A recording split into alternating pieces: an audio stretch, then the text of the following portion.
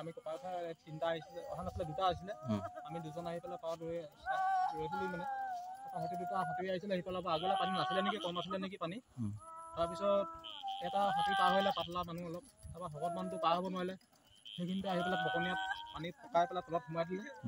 তাৰপিছত নাই তাৰপৰা আগত এইখিনিতে অলপ ওলালে উঠাটো তাৰপৰা আমি চেষ্টা কৰিছিলোঁ ঢুকি নাপালোঁগৈ জগত নামি